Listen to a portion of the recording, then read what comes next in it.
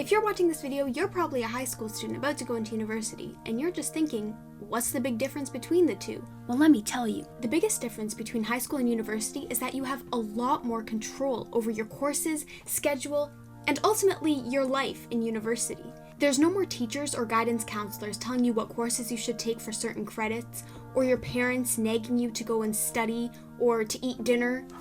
You're on your own. And you're probably thinking, wow, that's so great, I have so much power over my life now. But with great power comes great responsibility. You have to learn how to take control over your life and understand what works for you and what doesn't work for you. The biggest responsibility is time management. The one thing people were constantly telling me to do is practice my time management skills. In university, there are so many new opportunities and doors open for you. Now that you're by yourself, you have to learn proper time management techniques. You have to balance class, homework, assignments, studying for tests, sleeping, healthy eating, family time, friends, extracurriculars, clubs, volunteering, work, hobbies, and so much more. The thing with having so much responsibility is you have to learn how to let some things go. The thing about responsibility is you have to figure out which ones are most important to you and how you're going to plan your time to incorporate all of them into your life. Whether it be creating a schedule, using a planner, studying with friends, having a designated workspace at home, or keeping your phone away from your workspace at all times. I know personally that my phone was a big distraction from my work, and it cut out a lot of my time. I deleted TikTok and Instagram, and I found that I had so much more time on my hands. I was able to hang out with my friends more and be more involved in the community and attend more events. Only after I re-downloaded these social medias did I realize that it was actually saving me a lot of time. So basically for time management, all you have to do is figure out what's most important to you and make a plan and take initiative on how you're going to achieve that. Since you have a lot more control over your life, you have to know what's best for you. It's okay to experiment to see what works out best for you, whether it's different studying methods or which clubs you want to be involved in. It's okay to try new things. Don't be afraid to put yourself out there. Try different things and see what works best for you. The key to being able to control yourself and your time is first being able to know yourself. And let me give you the most important piece of advice that I've ever been given. If you're not a morning person, do not take morning classes. If you're not a morning person, don't take morning classes. It's just a huge hassle. And make sure that even if they're mandatory classes, that you're balancing out your other courses so you're not taking a night class the day before an 8 a.m. class, right? Anyways, just make sure that you know yourself, and even if you don't, try to find the best way to manage your time, and don't be afraid to put yourself out there and try new things. You never know what new experiences can be coming. Trust me, if you put yourself out there and you make an effort to meet new people and be involved in things, you'll find new friends, new opportunities, and new connections. Use your time in university to try new things, meet new people, and obviously, get that university degree. Another thing that differs between high school and university are the friends. Now, obviously, in high school, it's a little bit more tight-knit in the sense that you may have classes with the same people. You may have a certain group of friends that you've known for the past 4 years that you've developed really good bonds with, and then all of a sudden you're going to university and a lot of your friends may not be going to the same university as you, and even worse, you don't even know anyone at the university, and even if you start knowing someone in one of your classes, chances are they're not going to be in any other classes that you take. So learning, I guess, to navigate this, it's a little bit of a change, but really it comes down to having good connections, building good relationships with people that will help you succeed in university. You will find all kinds of different people in university. Some of these people will push you to do good. Some of these people will push you to do bad. Some of them will push you to study and keep up with your academics and do well on tests. Others may distract you. They may distract you with things that are haram or halal. But any distraction from something that should be your main goal isn't a good thing, generally speaking, unless they're telling you to go to brothers' social nights, in which case that is a very good distraction indeed, and I'm sure a lot of people fall victim to that. I'm just kidding.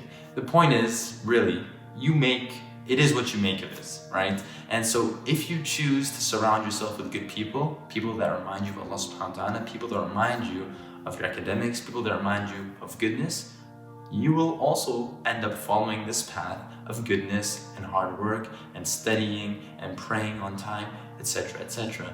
If you choose to follow the wrong crowd, where people may do things that are unacceptable, people may slack off, people may not keep up with their academics, they may not go to lectures, they may not write their tests on time or what have you. If you hang out with these people, you will start following that path as well. And so I advise everyone entering university to make good friends from the start and make good decisions.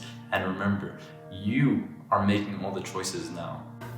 There's a lot more variation in your school day in university. So in high school, a lot of you are probably used to waking up early, going to school, coming back, doing your homework. But at university, it's a lot different. So some days you may have classes from 8:30 in the morning to 6 p.m. and other days you may only have classes for 2 hours. So it's your responsibility to figure out a schedule that works for you. When are you going to do your homework? When are you going to have your meetings? When are you going to eat dinner? It's important that you figure all of those things out and that you stay accountable for yourself. And another thing that I'd like to add is the difference in class sizes. So in university, the class sizes dramatically increase. So seating especially is very important. Yeah. So in high school, you can just sit wherever you want in the class and you'll still feel like you're part of the classroom and you're engaging with the lecture material that your professor or your teacher is giving to you. However, in university, the sizes of the classroom are significantly larger. So if you sit near the back of the classroom, you can feel a little bit of a disconnect and you don't really feel part of the class, the lecture, and you can't really hear the prof that well. And another thing is that you can see everybody's screens in front of you when you're sitting at the back, so it's very distracting. You start wondering, oh, what's that person doing on their screen? Oh, what's that person doing? And you start looking at their screens instead of the main screen that the professor has.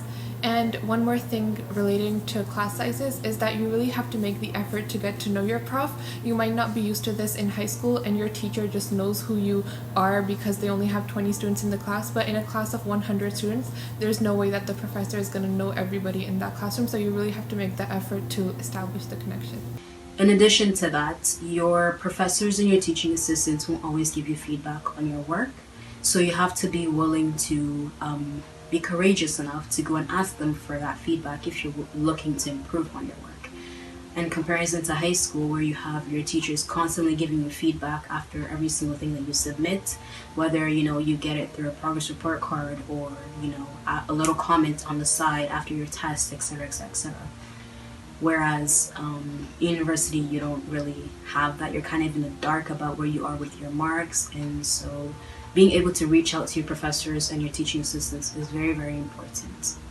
So you will find that there are lots of differences between high school and university, and some will last for a month, some will last for the entire duration of your undergrad, and even beyond. But what's most important is just learning to live with the differences and not let it ruin your entire university experience. So age is not as stigmatized in university as it is in high school, so it's pretty common to have friends who are 2 or 3 years older than you or even younger than you, who you can share experiences with and help one another grow.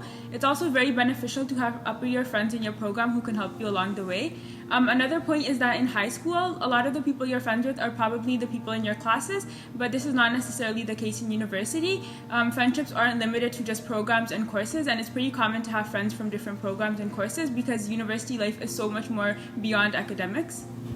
Yeah, so adding on to that point, building those connections and growing that network in high school isn't as important as it is in university. So in high school, your major goal was to get into university, and you didn't really need to build connections with your teachers or other students in order to reach that goal.